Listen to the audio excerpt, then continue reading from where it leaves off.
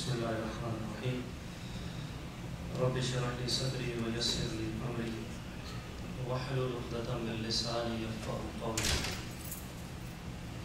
الحمد لله رب العالمين والصلاة والسلام على سيد الأنبياء محمد وعلى آله وأصحابه أجمعين، أما بعد. أعوذ بالله من الشيطان الرجيم. بسم الله الرحمن الرحيم. والله الخالق البارئ المصور له الأسماء الحسنى يسبح له ما في السماوات والأرض وهو العزيز الحكيم. آمنت بالله صدق الله مولانا العظيم. إن الله وملائكته يصلون على النبي يا أيها الذين آمنوا صلوا عليه وسلموا تسليما.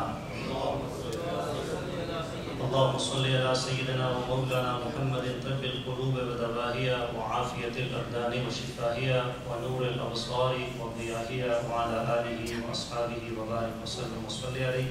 الصلاة والسلام عليك يا سيدي يا رسول الله وعلى آلك وأصحابك يا سيدي يا حبيب الله. سب سے پہلے تو اللہ رب العزت کا بے حد و بے شمار شکر ہے کہ اس نے آج پھر ہمیں یہ توفیق عنایت فرمائی کہ اس کے گھر میں موجود ہیں. اس کا اور اس کے بارے میں نبی کریم صلی اللہ علیہ وسلم کے ذکر کرنے کی اور سننے کی سعادت حاصل ہو رہی ہے. اللہ رب العزت ہمارا یہاں پہ آنا اپنی بارگاہ میں قبول و منظور فرمائے. پچھلے دو جو اجتماع تھے ہمارے، میں اپنی زندگی کے امپورٹنٹ ترین اجتماع میں شمار کرتا ہوں. خوش نصیب ہوں میں اور خوش نصیب ہیں وہ ساتھی جنہوں نے وہ اس میں شرکت فرمائی. سب سے امپورٹنٹ ٹاپک جس پہ گفتگو کرنی اور سننی آپ کو بہت کم ملی، اور میں نے الحمدللہ کوشش کی کہ عقائد کے حوالے سے آپ کے سامنے جو علماء اہل سنت ہیں انہوں نے قرآن و حدیث سے جو عقائد اخذ کیے ہیں اللہ رب العزت کے بارے میں، عقیدہ باری تعالی، اللہ کی ذات و صفات کے بارے میں، وہ میں نے آپ کے سامنے پیش کرنے کی سعادت حاصل کی. اور یاد رکھیے ہمیشہ عقیدہ اور عمل یہ دو پر ہیں، اور اگر ایک بھی نہیں ہوگا تو آپ فلائی نہیں کر سکتے اپنی منزل مقصود تک، جو آپ کی مراد ہے، جو آپ کی ڈیسٹینیشن کی آپ کی چاہت ہے. ان دونوں میں امپارٹنٹ آف کورس عقیدہ ہے. اور میں نے آپ کی بارگاہ میں حضرت امام ربانی کے مکتوبات سے، آج وقت نہیں ہے ورنہ میں تیسرا مکتوب بھی کھولتا کہ میں فوراً اپنے موضوع کی طرف آنا ہے، آپ کی بارگاہ میں عرض کیا کہ کتنا امپورٹنٹ ہے عقیدہ. جمعۃ المبارک کے دن جمعہ کی نماز یہاں ہو چکی تو ایک ساتھی والد صاحب کے پاس آپ کہتے ہیں کہ یہ جو مجھ سے کسی نے سوال کیا، وہ شخص کہہ رہے ہیں کہ جو کلمہ آپ پڑھتے ہیں لا الہ الا اللہ محمد رسول اللہ، یہ قرآن میں کہاں لکھا ہے؟ اب سوال تو کوئی بھی پوچھ سکتا ہے، سوال پوچھنے کو پابندی کیسے نہیں، کسی کے نہیں ہے. اور اسلام کی کوالٹی یہ ہے کہ کوئی بھی سوال ہو تو اس کا جواب موجود ہے. یہاں کی طرح نہیں کہ کسی پریس کے پاس جا کے کوئی سوال کرے، وہ کہتا ہے یہ شیطان کی طرف سے ہے، میرے پاس جواب نہیں اس کا، یہ ڈیول کی طرف سے سوال آیا ہے، میرے پاس کا جواب نہیں. والد صاحب سے بات کرتا میں، جب مجھے والد صاحب نے پوچھا تو آخری حصہ جو تھا وہ تو اس وقت والد صاحب الحمدللہ حافظ قرآن ہے، سورہ فتح کی آخری آیات میں ہے محمد الرسول اللہ والذین معہ اشداء علی الکفار رحماء بینہم. تو محمد الرسول اللہ، اس نے کہا مجھے اللہ تعالیٰ دکھا دے، اگر ایک ساتھ بھی نہیں ہے تو اللہ تعالیٰ تھا، لا الہ الا اللہ رہ گیا. اب قرآن مجید فرقان حمید 6666 آیتیں ہیں. اب وہ مجھے پتہ تھا اس سے سوال کس نے کیا ہے، وہ کسی ایسی شخص نے کیا تھا جن کا کلمہ تھوڑا سا مختلف ہے، وہ بھی اپنے آپ کو مسلمان ہی کہتے ہیں لیکن کلمے میں ان کو ایڈیشن ہے.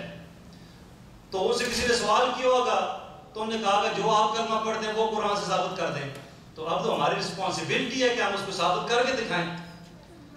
تو پھر لگے رہے، میں بھی لگ رہا، والد صاحب کے ملک صاحب بھی. قرآن مجید میں نے کہا 6666 آتے ہیں. سورہ محمد آیت نمبر 19 ملی، جس میں کلمے کا پہلا حصہ یعنی لا الہ الا اللہ. ویسے اس طرح میں نے بھی کہا نا، جیسے نا هو اللہ الذی لا الہ الا ہو، الا ہو تھا، وہ کہتا ہے الا ہو نہیں، لا الہ الا اللہ نکالے کہیں سے. پھر آیت الکرسی کی شروع میں اللہ لا الہ الا ہو، وہاں بھی ہو ہے. جب لاسٹ ٹائم میں نے آپ کی بارگاہ میں وہ سب سے اعلیٰ شہادت پیش کی تھی قرآن کی، آپ کو یاد ہوگی سورہ آل عمران آیت نمبر 18، شاہد اللہ انہ لا الہ الا ہو، وہاں بھی اللہ ہو تھا. تو کہتے ہیں اللہ ہو نہیں، لا الہ الا اللہ نکال کے دکھائیں. تو بہرحال دو مقامات کا قرآن میں سے، ایک تو سورہ صافات کی آیت نمبر 35 اور ایک سورہ محمد کی آیت نمبر 19. تو الحمدللہ میں نے کہا تھا کہ میری مبارک ہو کہ یہ لو قرآن الحمدللہ اس میں دونوں موجود ہیں. کہنے کا مقصد یہ ہے کہ عقیدہ گھڑنا جو ہے نا، یہ گھڑ کوئی نہیں سکتا. آپ میں کوئی نہیں کہہ سکتا کہ ہم آقا کریم رؤوف الرحیم صلی اللہ علیہ وسلم 100 سال بعد کو نیا عقیدہ آ گیا، یا 500 سال بعد کو نیا عقیدہ آ گیا، یا ابھی کو برِ صغیر پاک و ہند میں کو نیا عقیدہ آ گیا. ایسا ہرگز نہیں ہے. عقائد ہمیشہ سے الحمدللہ آقا کریم صلی اللہ علیہ تعلیمات اور آپ جو فرمان اس کے مطابق خاص کیے کہ علماء نے کیے ہیں. اور میں نے آپ کی بارگاہ میں عرض کیا تھا کہ جو بھی اپنے آپ کو کہتا ہے میں مسلمان ہوں اور کہتا ہے وہی میں ہی حق ہوں، وہ اپنے دلائل قرآن و حدیث سے ہی نکالتا ہے. لیکن میں نے امام ربانی کا قول آپ کے سامنے پیش کیا تھا آپ کی بارگاہ میں، اگر آپ کو یاد ہو، کہ عقائد حق اہل سنت والجماعت کے الحمدللہ، ناجی فرقہ اہل سنت والجماعت الحمدللہ عز و جل. ہم کسی کو برا بھلا نہیں کہتے، اس کا اپنا روٹین ہے. اب ایک دریا ہے نا، ایک دریا ہے الحمدللہ اہل سنت والجماعت، اس میں سے کسی نے نہر نکال کے اپنے کھیتوں کو سراب کرنا شروع کر دیا، اپنے نفس کی خواہشات کے کھیتوں کو، تو اس کی اپنی چاہت و خواہش ہے. لیکن الحمدللہ ہم علماء اہل سنت نے جو عقائد نکالے ہیں کتاب و سنت سے، ان پر الحمدللہ ہم عمل کرتے ہیں اور وہی ہمارا عقیدہ ہے. اسی بارے میں نے آپ کی بارگاہ میں حادث، قدیم، واجب الوجود، رب تعالیٰ کے بارگاہ میں جو کہ غلط عقیدہ ہے، جو کہ آج بدقسمتی سے جگہ جگہ پھیلا ہوا ہے، اوپر والا کہنا، اللہ ہر جگہ یہ کہنا، یہ میں نے آپ کو سامنے بیان کیا تھا. الحمدللہ آپ کو یاد ہوگا اور اس پہ انشاءاللہ ہم فیوچر میں سارے زندگی اس پر عمل کرتے رہیں گے. لاسٹ دفعہ میں نے آپ کے سامنے آپ کی بارگاہ میں عرض کیا تھا رب تعالیٰ پہ اعتراض. اگر کوئی رب تعالیٰ پہ اعتراض کر دے، اللہ نے میری قسمت اچھی نہیں بنائی دی، میری تقدیر میں لکھا کیا ہے، اللہ ظالموں کا ساتھ دیتا ہے، میری سائڈ تو کبھی لی ہی نہیں، وغیرہ وغیرہ، روزی دینے والا اوپر بیٹھا ہے، یہ مختلف جملے میں نے آپ کی بارگاہ میں جو ہے وہ پیش کیے تھے. اور وہ کہہ کر یہ اس میں سے جو علماء کا بیان تھا، میرا نہیں تھا، میں نے آپ کے سامنے عرض کیا تھا. اب آج اسی سلسلے کو آگے بڑھاتے ہیں. اللہ رب العزت کی جو صفات ذاتیہ ہیں ان کا بیان میں نے کیا سرسری، لیکن آج تھوڑی سی ڈیٹیل. اور آج میرا ارادہ تھا کہ شرک کے موضوع پر بیان کیا جائے. شرک کیا ہے؟ یہاں کھڑے ہو جائیں صلاۃ السلام پڑھنے کے لیے، ہاتھ باندھ کے کہتے ہیں یہ مشرک ہو گیا. کسی مزار پر حاضری کے لیے چلا جائے، بندہ کہتا ہے یہ مشرک ہو گیا. حضور غوث پاک کی نیاز دیتے تو کہتے ہیں یہ مشرک ہو گیا. کوئی بھی کام کر دیں، آپ اولیاء کے مزارات پہ چلے جائیں، کچھ بھی کر لیں، فاتح دلا لیں، تو کوئی اور کام نہیں ملتا کسی کے مشرک ہو گیا. مشرک اتنا آسان ہے نعوذ باللہ من ذالک کے لحاظ سے کہ جو بھی اچھا کام کریں اس طریقے سے کا، وہ کہتے ہیں یہ مشرک ہو گیا. اور یہ لوگ کہتے ہیں، آپ کو بھی خیر مشاہدہ ہونا ہوگا، بڑی کتابیں بھری ہوئی ہیں، انٹرنیٹ اویلیبل ہے، کسی کو بھی دیکھیں. اگر آپ نے آپ کو آپ کہہ رہے ہو تقلید کر لیا جائے تو مشرک ہو گئے، نعوذ باللہ من ذالک. یہ ساری بیانات آستہ آستہ آگے آئیں گے. اب اللہ رب العزت کی صفات ذاتیہ، میں نے آپ کی بارگاہ میں عرض کیا تھا حیات، جو کہ آیت الکرسی کا اللہ لا الہ الا هو الحی القیوم، اور قرآن پاک کی آیات بھی ہیں. اور قدرت، سننا، دیکھنا. اب سوال یہ پیدا ہوتا ہے، اللہ رب العزت نے انسان کو بھی سننے والا دیکھنے والا بنایا. میں بھی دیکھ رہا ہوں الحمدللہ، آپ کی زیارت کر رہا ہوں، آپ مجھے دیکھ رہے ہیں، ہم دیکھتے ہیں. لیکن میں نے آپ کی بارگاہ میں یہ عرض کیا تھا کہ یہ جو ہم دیکھتے ہیں نا، میں دیکھتا ہوں، آپ دیکھتے ہیں، ہمارا دیکھنا محتاج ہے. کس چیز کا محتاج ہے؟ سب سے پہلے دیکھیں، سب سے پہلے میں آپ کو اپنی مثال دیتا ہوں. سب سے پہلے میرا دیکھنا اللہ کی عطا کا محتاج ہے، سب سے پہلے. اس کے بعد میرا دیکھنا آنکھ کا محتاج ہے. آنکھ نہیں ہوگی تو میں نہیں دیکھ سکتا. اب آنکھ سے دیکھنا محتاج ہے. اب جب آنکھ کے لیے کھلا، اگر اللہ کا حکم بھی ہے الحمدللہ، اور پھر اس کے لیے آنکھ کا نہیں، آنکھ کے پیچھے جو لائٹ ہے، جو نور ہے، اس کا ہونا بھی ضروری ہے. میں اس کا بھی محتاج ہوں. اب اس کے ساتھ ساتھ آنکھ کا کھلا ہونا، اگر آنکھ بند ہوگی تو میں نہیں دیکھ سکتا، آنکھ کا کھلا ہونا میں اس کا بھی محتاج ہوں.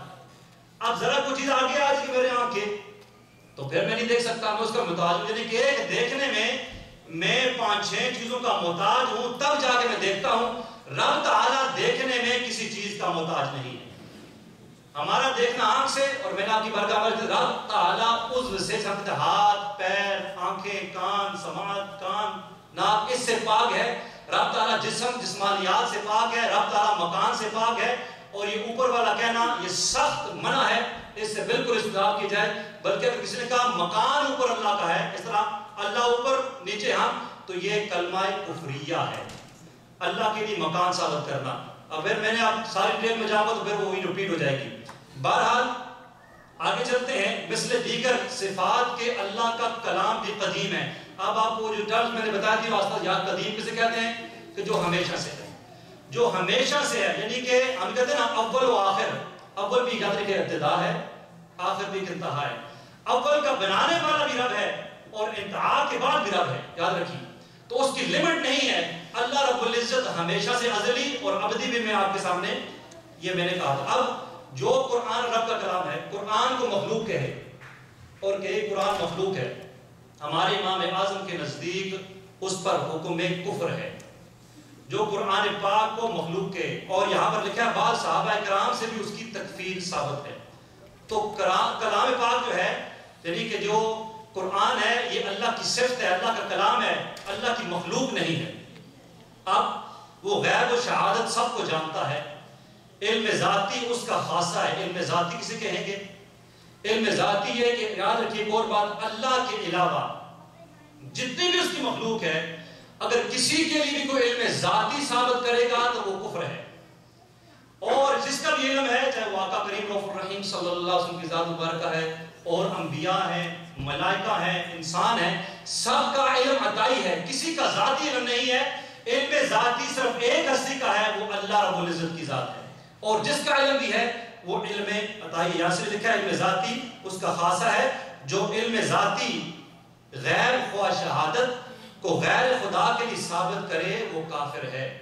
ہم پہ اعتراض کی جاتا ہے علم غیب کے بارے میں بحث آئے گی کہ یہ نبی صلی اللہ علیہ وسلم کہتے ہیں، اور میرے پاس ویڈیو موجود ہے.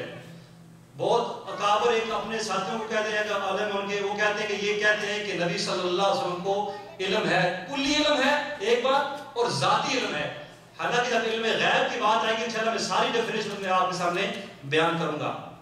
اب علم ذاتی کے معنی یہ ہے کہ بے خدا کے دیے خود حاصل ہو جائے، یعنی کہ اللہ کے دینے بغیر خود بخود کو کیا دے کسی کو علم ہے، تو یہ علم ذاتی سے کہیں گے. اب آگے دیدار خدا بندی. اب دیدار کے لیے آف کورس آپ کو پتا ہے جیت ہونی ضروری ہے.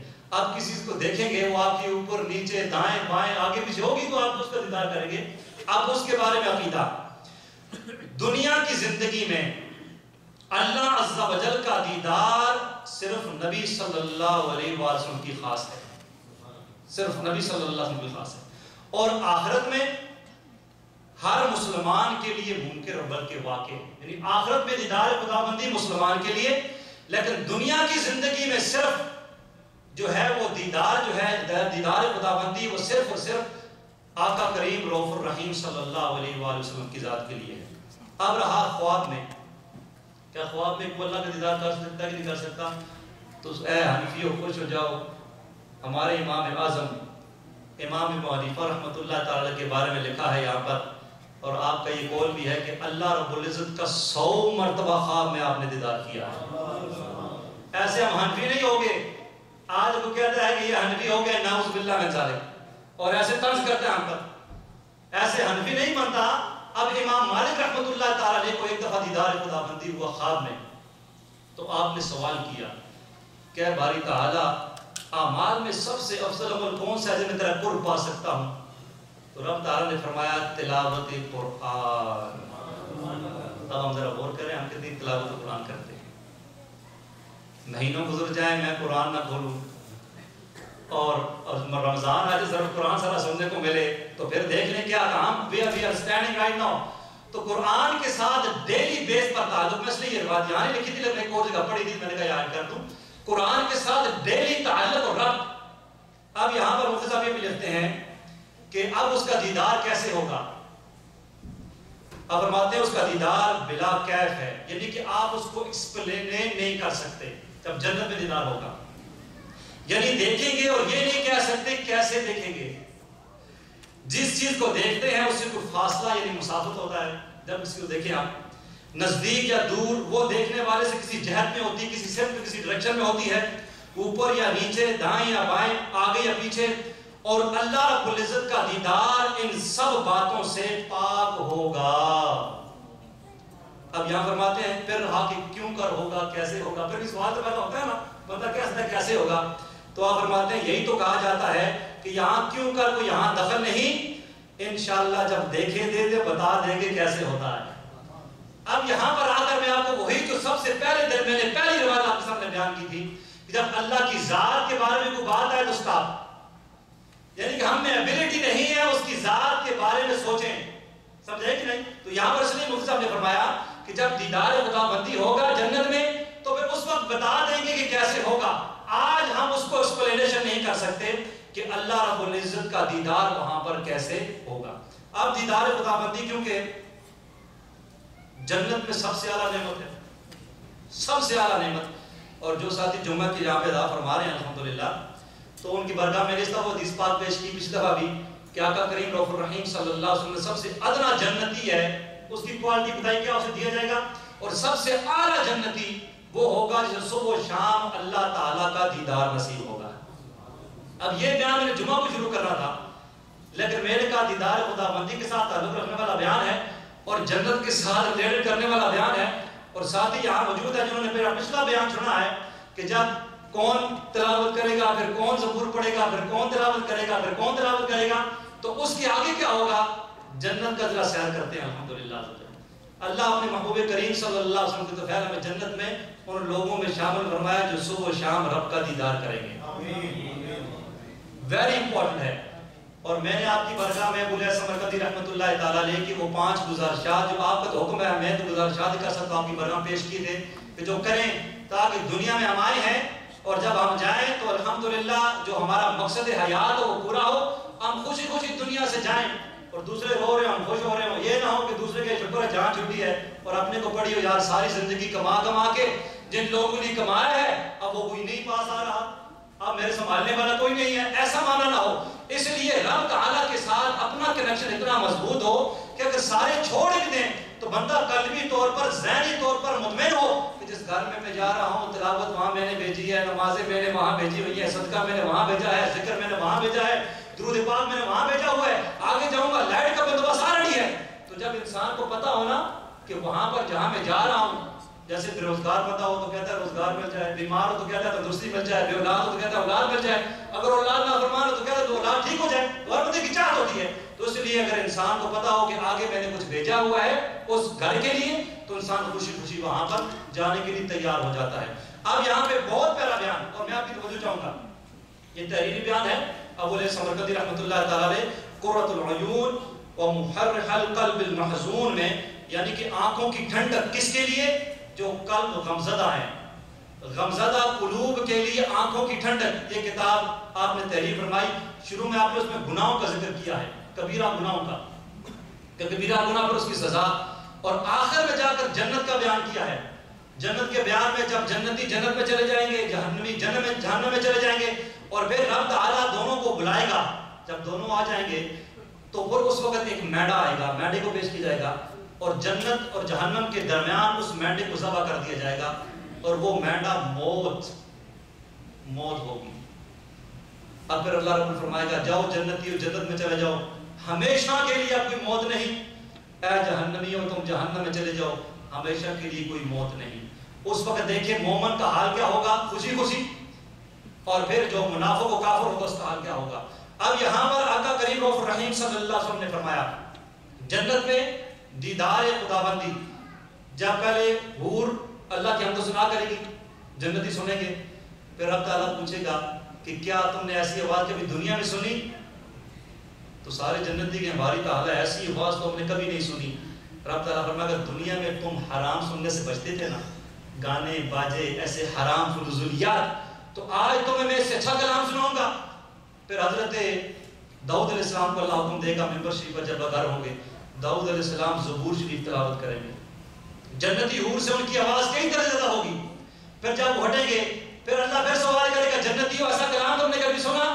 سارے کہیں گے باری تعالیٰ ایسے آپ کے جو نبی ہیں داؤد علیہ السلام ان کے جو آواز میں بہت سواد و گزار ہے، ہم نے تو ایسی آواز کبھی نہیں سنی. پھر اللہ فرمائے گا آج میں تمہیں اس سے بھی اچھی آواز سناؤں گا. پھر فرمائے گا اے میرے محبوب محمد صلی اللہ علیہ وسلم، نبی صلی اللہ علیہ وسلم پر جلوہ گر ہوں گے اور پھر سورہ یاسین اور سورہ طٰہٰ اس کی تلاوت کریں گے. جنتی جب سنیں گے نبی صلی اللہ علیہ وسلم کی تلاوت ہر ایک جھوم رہا ہوگا. فرماتے ہیں جنت کے جتنے درخت ہیں سارے نبی صلی اللہ علیہ وسلم کی اس تلاوت پر جھومیں گے. اور پھر جب آقا کریم صلی اللہ علیہ وسلم تلاوت ختم کر لیں گے تو پھر رب تعالیٰ پھر سوال کرے گا جنتیوں ایسا کلام کبھی تم نے سنا ہے؟ سارے کی باری تعالیٰ تیرے محبوب سے بڑھ کر کلام ہم نے کسی کا بھی نہیں سنا، اتنی خوبصورت آواز. پھر اللہ فرمائے گا آج میں تمہیں اس سے بھی اچھی آواز سناؤں گا. پھر اللہ خود تلاوت فرمائے گا سورہ انعام کی. ہم جب اللہ ہے، اللہ کا کلام ہے، جب وہ جنتی سنیں گے پھر تو جنت کی نہریں بھی ساری نوادما ایسے جمیں گی، جنتی سارے مدہوش ہو جائیں گے. جب ساری کیفیت ختم ہوگی تو پھر اس کے بعد کیا ہوگا؟ سنی یہاں تک میں آپ کو لے آیا لیکن کانوں کو حرام سے بچا نہ سکتا. ان کانوں میں حرام نہ پڑے، ان کانوں میں گانوں اور باجوں کی آوازیں نہ جائیں. اگر آپ نے رب کا کلام سننا، نبی صلی اللہ کا کلام سننا ہے اور داؤد علیہ السلام کا کلام سننا ہے تو ان کانوں میں حرام نہ جائے. پھر انشاءاللہ اللہ کی رحمت سے امید اللہ ہم کو سنائے گا. اس کے بعد کیا ہوگا؟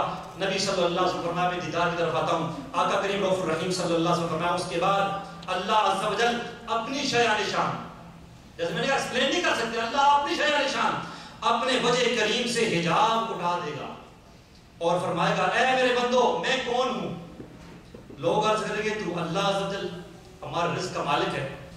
اللہ فرمائے گا میرے بندو میں سلام ہوں. آج حضرت بھائی نے اسلام کو کہا، اسلام کی بات کی، ایک ہے مسلم ہے ایک مومن ہے، اس کا فرق کیا ہے؟ بڑوں سے پوچھے ایکسپلین نہیں کر سکیں گے آپ. ایمان میں اسلام میں ڈفرنس کیا ہے؟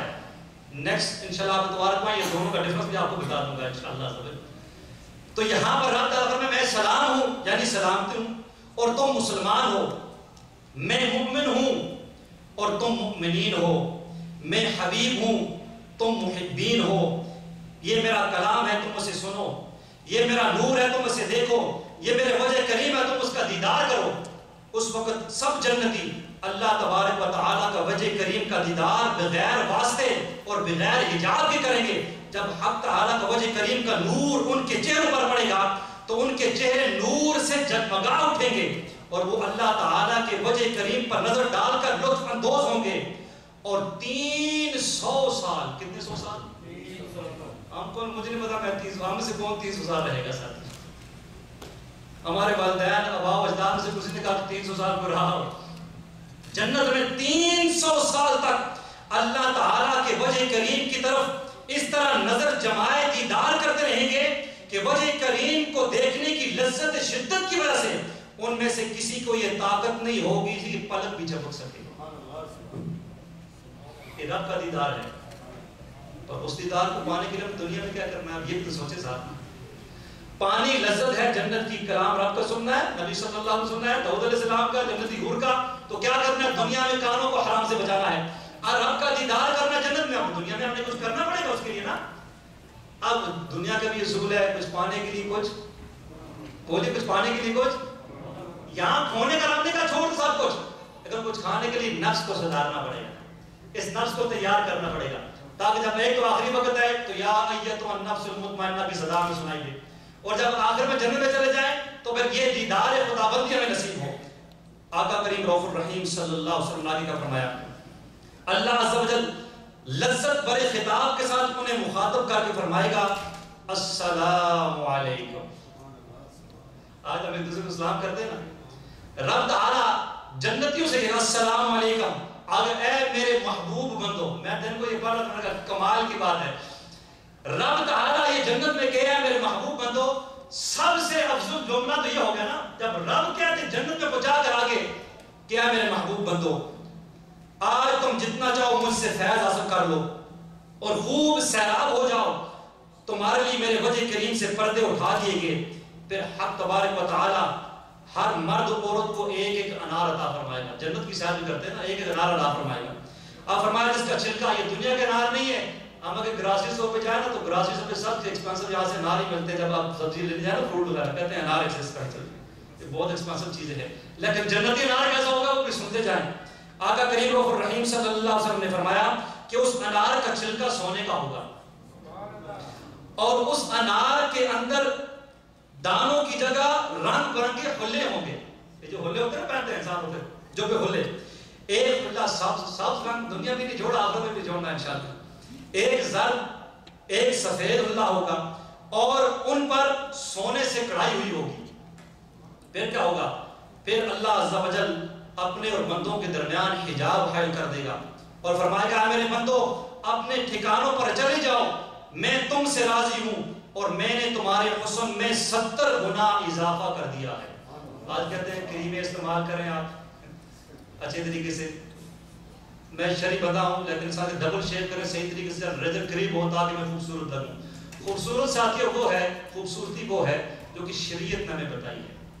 اگر خدا نہ خواستہ یہ آپ کی میں صدوں کے لیے کہہ رہا ہوں اور میں کسی دل آزاری نہیں کر رہا، اگر داڑھی منڈانے میں خوبصورتی ہوتی نا تو اللہ سارے انبیاء کو کہتا داڑھی کو منڈا دو. لیکن سنت تمام انبیاء کی، یوسف علیہ السلام سے حسن مشہور ہے کہ نہیں مشہور؟ اب جنت میں کیسی کیا ریت ہوگی وہ میں آپ کو بعد میں بتاؤں گا انشاءاللہ عز و جل. پھر اللہ رب العزت فرمائے گا میرے فرشتوں میرے بندے جن سواریوں پر آئے تھے انہیں ان کے علاوہ سواریاں پیش کرو.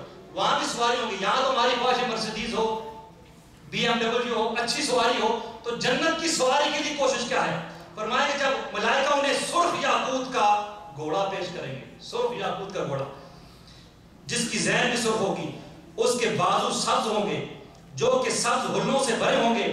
پھر اللہ عز فرمائے گا بازار معرفت، یعنی سر دنیا میں ہوتا ہے نا بازار کو آپ جاتے ہیں، جب آپ بازار میں جا رہے ہیں آپ کا دوست ملتا ہے بازار میں، آپ اسے جانتے ہوتے ہیں تو آپ کہتے ہیں السلام علیکم کیا حال ہے، آپ کی کہاں رہتے ہیں، آپ کیسی طریقے سے ملتے ہیں اس میں. جس کو آپ دنیا میں پہچانتے ہیں نا تو جب ملتے ہیں تو خوشی ہوتی ہے آپ کو مل کے. آپ جنت میں بھی بازار ہیں، آپ جنت میں جنتی کو آپ دنیا میں پہچانتے ہیں، آپ دونوں جنت میں چلے گئے الحمدللہ کی اطاعت سے وہ نبی صلی اللہ علیہ وسلم سے. وہاں جب بازار ہو گئے شاپوں کے لیے نا، شاپوں کے لیے بازار ہو گئے، وہ بازار معرفت ہے. جب وہاں جائیں گے تو آپ سے کہ السلام علیکم، اللہ کے اجازت صاحب کیسی طبیعت ہے جی، آپ گھر کا آپ کا محل کہاں ہے، تو وہاں بھی بازار معرفت ہے.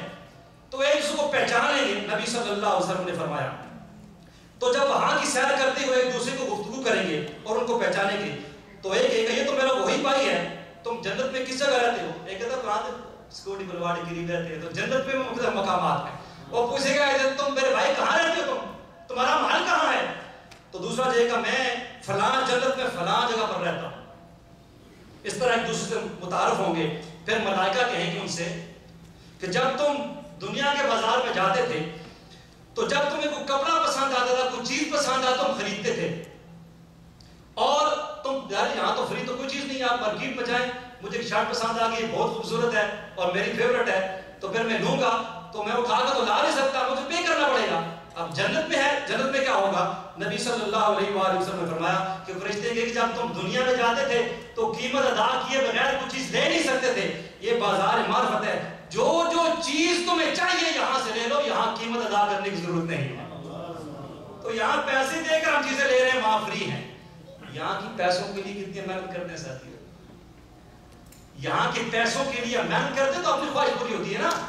کبھی ایسے ہو سکتا ہے کہ ایک چیز مجھے پسند ہے، میں چاہوں مجھے کو فری دے دے، اس کے لیے محنت ہوگی، میں کچھ گھنٹے کام کروں گا، پیسے بناؤں گا، سیونگ کروں گا، جیب میں ڈالوں گا، جا کے خریدوں گا.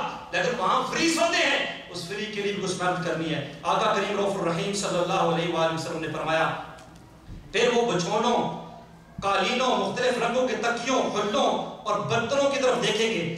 جو کوئی کسی چیز کا ارادہ کر کے اس پر نظر ڈالے گا اس کے پیچھے آنے والے فرشتے اس کو اٹھا لیں گے. یعنی کہ وہاں یہ نہیں کہ میں نے خود اٹھا کر لے کے جانا ہے، فرشتے پیچھے پیچھے آ رہے ہیں. یہ کہتے ہیں مجھے برتن پسند ہے میرے گھر میں رکھنے کے لیے، بہت خوبصورت ہے. فرشتے اس کو صرف ابھی سوچ رہا ہے یہ برتن مجھے چاہیے، یہ کپڑے مجھے چاہیے، یہ قالین مجھے چاہیے، یہ تکیہ مجھے چاہیے. فرشتے پیچھے پیچھے آ رہے ہیں، وہ اس کو اٹھا لیں گے. نبی صلی اللہ علیہ وسلم نے فرمایا اب وہاں پر آقا کریم رؤوف الرحیم صلی اللہ علیہ وسلم نے فرمایا کہ بنی آدم کی تصاویر ہوں گی، پکچرز ہوں گی. آج تو پکچر بنانے میں آپ کو سچی بات بتاؤں شریعت کے ساتھ ساتھ ایک گھروں میں مختلف پکچریں لگی ہوتی ہیں. یہ میرے بچے کی گریجویشن کی پکچر ہے، یہ میرے والد صاحب، یہ میرے دادا ابو ہے. نبی صلی اللہ علیہ وسلم نے اس طرح سے منع فرمایا ہے. یہ جو پکچر پرنٹ آؤٹ ہو کے باہر لگتی ہے نا، اس کا نقصان یہ ہوتا ہے کہ جس گھر میں یہ ہو اس گھر میں رحمت کے فرشتے نہیں آتے. تو اس چیزوں سے ہمیں اجتناب کرنا چاہیے. اب وہاں پر نبی صلی اللہ علیہ وسلم ابن آدم کی تصاویر ہوگی جنت میں. اب بندہ کھڑا ہو گیا یار کتنا خوبصورت ہے یہ. وہ کسی تصویر کو دیکھے گا وہ جنتی اور کہے گا یہ ہاؤ بیوٹیفل از دس, یہ کتنی خوبصورت تصویر ہے. اب یہ سوچ رہا ہوگا وہی تصویر کی شکل اس کی ہو جائے گی. آج دنیا میں آپ کسی پسند کرے گا کہ یہ بڑا کڑیل جوان ہے, وہ بڑا بہادر ہے, بڑا خوبصورت ہے, تو بندہ اگر مسکین ہو اگر اس کی شکل سے ظاہر تو ٹھیک نہیں تو اس کی صورت ایسی نہیں ہو سکتی. لیکن جنت میں جب وہ تصاویر دیکھے گا, وہ تصاویر دیکھے گا بہت خوبصورت, اتنی خوبصورت تصویر ہے. اب یہ سوچ ہی رہا ہوگا جو اس تصویر کو اس نے پسند کیا ہے وہ تصویر اس کی اپنی ہو جائے گی, وہ اسی طرح اس کی شکل ہو جائے گی. پھر کیا ہوگا؟ آقا کریم رؤوف الرحیم صلی اللہ علیہ وسلم جس صورت کو بھی چاہے گا اور زیب و زینت اور حسن میں اس کی صورت ہو جائے گی, اور یہ سب کچھ اللہ رب العزت کی قدرت سے ہوگا. پھر فرمایا اس کے بعد جب بازار سے شاپنگ ہو جائے گی ان کی جیسی خوبصورت شکل بنانی ہو جائے گی, اب اپنے ٹھکانوں کو چلے جائیں گے. جب اپنے محل میں داخل ہوں گے تو ہر کسی کی بیوی اس سے کہے گی آج آپ کے حسن میں کس قدر اضافہ ہو گیا ہے. اب یہ نہیں کہ شکل چینج کر کے آگے میں اس کو پہچانوں ہی نہ, ایسا معاملہ وہاں پر نہیں ہے. بیوی کو پتا ہے یہ میرا ہی خامد ہے. اب وجہ کیا ہوگی خوبصورتی کی؟ آقا کریم رؤوف الرحیم صلی اللہ علیہ وسلم جب وہ بیوی کہے گی کیا میرے خامد آپ کے حسن میں کس قدر اضافہ ہو گیا ہے اور آپ کا نور کتنا بڑھ گیا ہے, تو وہ جنتی اس سے کہے گا, یہ نہیں کہا میں اپنی شکل چینج کر کے آؤں, وہ جنتی کہے گا آج میں اپنے مولا عز و جل کا دیدار کر کر آیا ہوں اور میرے چہرے پر میرے رب کریم کے وجہ کریم کا نور پڑا ہے. پھر شور بیوی سے کہے گا عظمت والے رب عز و جل کی قسم تمہارے چہرے کا نور اور حسن بھی تو کچھ کم نہیں, وہ بھی زیادہ ہو گیا ہے. یعنی کہ بیوی خاموش سے کہے گی تم زیادہ خوبصورت آج کیسے ہو گئے ہو. دنیا میں تو غلطیاں ہوتی ہیں, آپ نے یہ نہیں کیا, یہ نہیں کیا, یہ چاہوں گے, وہ کام ہے, یہ کیا گڑبڑ ہے, تو خواہشات پوری کرنی مشکل ہوتی ہے ہر ایک کے لیے, ساری خواہشات تو بندہ پوری کر نہیں سکتا. لیکن اب آخرت میں تو یہ بغض نار ہے نہیں, ساری خوشیاں ہیں. تو جب بیوی اپنے خامد کو دیکھے گی تو وہ کہے گی آپ کی خوبصورتی میں کتنا اضافہ ہو گیا ہے, تو خامد بھی یہی جواب دے گا کہ آج اللہ تعالیٰ کا دیدار اور اللہ کے وجہ کریم کا نور میرے چہرے پر پڑا ہے. پھر خامد بیوی سے کہے گا کہ تمہارے حسن و جمال میں کتنا اضافہ ہو گیا ہے, تو وہ بھی یہی آگے سے کہے گی کہ میں نے بھی اپنے رب کا دیدار کیا ہے. تو یہ رب کے دیدار جو ہے یہ دنیا میں کسی پریزیڈنٹ سے ملنا ہو تو مشکل کام ہے. آسانی سے مجھے کوئی کہے کہ آپ نے جی پریزیڈنٹ براک اوباما سے ملنا ہے, تو میرے کو تو بس ہی کتنے انویسٹیگیشن ہوگی, سیکیورٹی کے معاملات ہوں گے, مجھے کیوں آ رہی ہے, کیا وجہ ہے؟ وجہ تو ہے کوئی نہیں. رب تعالیٰ نے ساتھیوں ہر چیز اپنی کرم سے ہمارے سامنے عیاں کر دی ہے, رستے دونوں واضح کر دی ہیں. اعلیٰ فرماتے ہیں نا بائیں رستے نہ جا مسافر سن, بائیں رستے نہ جا مسافر سن, مال ہے راہ مار پھرتے ہیں. اے مسافر تو مسافر, میں بھی مسافر ہوں, آپ مسافر ہیں, یہ سفر ہم کر رہے ہیں. فرماتے ہیں بائیں رستے نہ جا, تیرے پاس ایمان کا مال ہے, نیکیوں کا مال تیرے پاس موجود ہے, اور راہ مار پھر رہے ہیں. کوئی ایمان لینے والا بد مذہب کرنے والا پھر رہا ہے, کہیں شیطان ہے, کہیں اس طرح اچک لے, کہیں اعمال کو برباد کرنے والا ہے. تو اس لیے ہمیں اپنی روزمرہ زندگی میں, جیسے میں نے عرض کیا, یہاں پر آخری بات کر کے پھر میں اجازت چاہوں گا. ابو نے سمرقندی رحمۃ بہت طویل بیان ہے. آپ فرماتے ہیں اے میرے بھائی, جس نے رب تعالیٰ کی عبادت کی جنت میں اس کی خدمت کی جائے گی, جس نے کھیتی اگائی وہ اسے کاٹے گا, اور جو خسارے میں رہا وہ شرمندہ ہوگا. تو اب کھیتی کسان ہمارے لیے عمل ہے, نیک اعمال ہے, فرض ہے ساتھی. کسی حالت میں فرض معاف نہیں, یاد رکھیے. یہ اپنی اسکیوز ہم نے خود بنا لیے, جاب کی اسکیوز ہم نے خود بنا لیے, سارے کام خود ہم نے کیے ہیں. لیکن نماز کا وقت ہے, میں آپ سے ریکویسٹ کر سکتا ہوں کہ نماز کے وقت میں آپ سارے کاموں کو جدا کر کے نماز ادا فرمائیں, اور جو چیزیں فرض ہیں ہر صورت میں فرض ہم کو ادا کریں, حرام سے بچیں, تاکہ اللہ رب العزت اپنے کرم سے, اپنی رحمت سے ہم کو جنت میں داخل فرمائے. اور جنت میں سب سے اعلیٰ نعمت اللہ کا دیدار ہے, اللہ ہم سب کو وہ نصیب فرمائے. تو انشاءاللہ ساری یہ کوشش ہے ساتھیوں ہماری بھی. میں نے اس لیے آج کہا کہ وہ اس موضوع کو تو ختم نہیں ہونا, اگلے انشاءاللہ اتوار کو اللہ نے چاہا شرک اور شرک کی اقسام کیا ہے اس بارے میں آپ کے سامنے گزارشات چند پیش کروں گا, تاکہ ہمیں یہ پتہ چل جائے کہ بندہ آ کے فتویٰ لگا لے, تقریر کرنی بھی شرک ہے, یہ بھی شرک ہے, یہ بھی شرک ہے, یہ بھی شرک ہے, تو ہمیں پتہ لگ جائے کہ ہم یہاں پر کہاں سے غلطی ہو رہی ہے. اس لیے اللہ رب دعا ہے کہ کریم رؤوف الرحیم صلی اللہ علیہ وسلم کے وسیلہ جلیلہ سے ہمیں عقائد صحیحہ پر پابندی کے ساتھ, استقامت کے ساتھ عمل پیرا ہونے کی توفیق عطا فرمائے. آمین. زور سے کہہ رہے ساتھیوں, عقیدہ نہیں تو کچھ نہیں, عقیدہ نہیں تو کچھ نہیں. عقیدہ بیس ہے, عقیدہ بنیاد ہے, عقیدہ فاؤنڈیشن ہے, اس کے اوپر عقیدہ جڑ ہے, اور اس کے اندر عقیدہ بیج ہے, اس کے اندر سارا اعمال کا درخت جو ہے وہ پوشیدہ ہے. اور اس لیے میں اس پہ بہت کوشش کی ہے کہ تاکہ اس پر کچھ بیان ہو جائے. جب تک یہ تقسیم کر رہے ہیں, کیونکہ آج کل بہت زور ہوتا ہے نا ہمارے ینگ جنریشن, آج تو ذرا میں تو نہیں کہہ سکتا کہ جہاں سے ہم آئے تو موویز دیکھنے کے بڑے شوقین ہوتے ہیں لوگ. تو یہ جو ہندوانہ عقیدہ ہے, مثال طور رام کسے کہتے ہیں؟ رام کہتے ہیں کہ ہندوؤں کا عقیدے میں رام ہے جو کہ رم کرتا ہے, یعنی کہ داخل ہوتا ہے, حلول کا عقیدہ. تو مسلمان جو ہے وہ حلول کا عقیدہ نہیں ہو سکتا, جو کہ رب نعوذ باللہ کسی پہ رم جاتا ہے, حلول ہو جاتا ہے, تو وہ یہ عقیدہ کفر ہے. اور اسی طریقے سے میں نے آپ کی بارگاہ میں پہلے بھی عرض کیا, رب کے لیے کون کون سے اسماء وغیرہ